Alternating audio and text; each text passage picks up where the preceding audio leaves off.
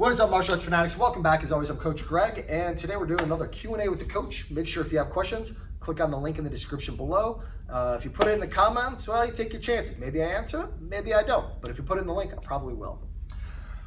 Today's question is there some sort of a comparative rank or thing that you can recognize in a combat sport that is the equivalent of a black belt in a traditional martial art?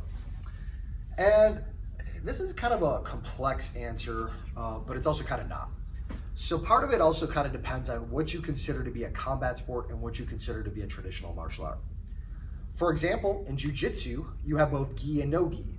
And you have guys who are no gi who go a long time before they get promoted in the gi because they don't do any gi work. And then you have guys who do both and they get promoted. It's a recognition of where they're at. You also have, whether or not. So I think if you are a martial art and you have a competitive aspect, a competitive sport tied to your art, like Taekwondo, that is a combat sport. It is a martial art that is used as a sport as well. For better or worse, whether you think it's a good combat sport or not is irrelevant. It is a combat sport, in my opinion. But a lot of people feel like, your karates, Taekwondos, even gi, jiu-jitsu, these are not combat sports, which is silly to me because then Sambo is. It's so subjective, but a lot of people feel like if it's a gi, it's not a combat sport. I don't agree with it, but everybody has their own opinion. And that is what I generally see used talked about when people talk about combat sports, is your boxing, wrestling, MMA, things like that, where it's no gi and it's a competitive sport. And mostly it tends to lean close. The closer you are to MMA, the closer you are to being an authentic combat sport for a lot of people. So boxing's very close and kickboxing's even closer, right?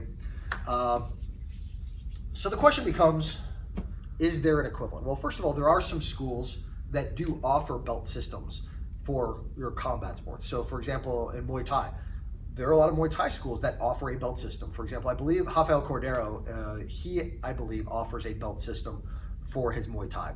I'm pretty sure Benil Dariush is a brown belt under him, maybe a black belt, I can't remember. He's been with him forever. But he has a belt in Muay Thai. And people go, well, that's not legitimate. Well, go argue with Rafael Cordeiro. Good luck with that. You could say, well, that's not what they're doing in Thailand. I don't care. And I'm sure he doesn't either. I offer a belt system for my MMA school. And it's a holistic approach based on what they're doing in multiple classes and stuff like that, and where I believe that people are. We don't do testings. I look at people and I say, I have kind of a base idea of where they should be at in their training, and I present based on that. Part of it's because half the year we're in the gi.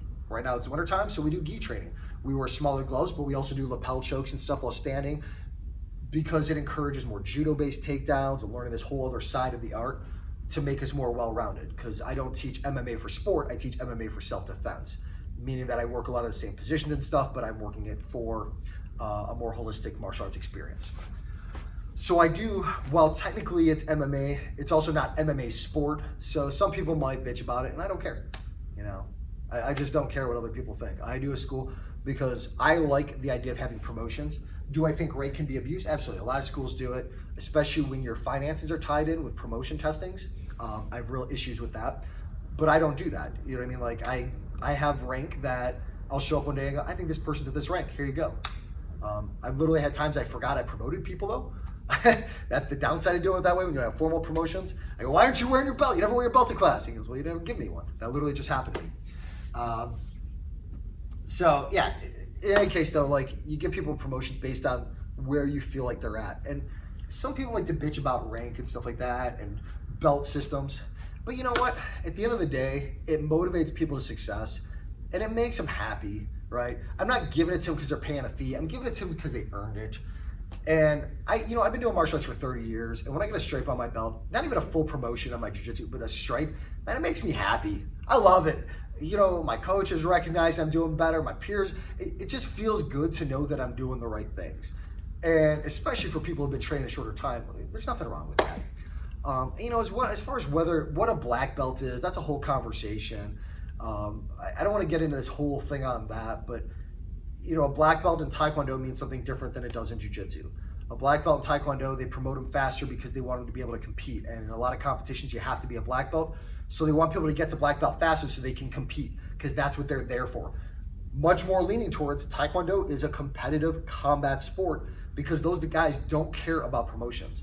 They care about competition. Now, some of those guys later on will go, okay, now I'm going to focus on promotions.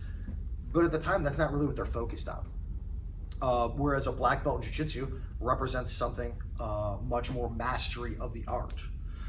Very different ideas on what that belt means. So it's so subjective anyway. To answer your question though, I would say in combat sports, assume you're talking about something no gi that has a competitive aspect like boxing or wrestling or MMA or something like that, and there isn't some sort of a promotion system tied to it, I would say probably coach. You know, there isn't really a direct translation because what does that belt represent? It represents a growth in knowledge and overall experience and personal development. That's what that belt represents. And a black belt represents some variation of an instructor, of a teacher as well. Somebody with beyond a basic level knowledge. Whether you're talking about Taekwondo or you're talking about like basically an intermediate student who knows the basics enough to spar and to compete, or you're talking about a black belt who has a very deep knowledge of it.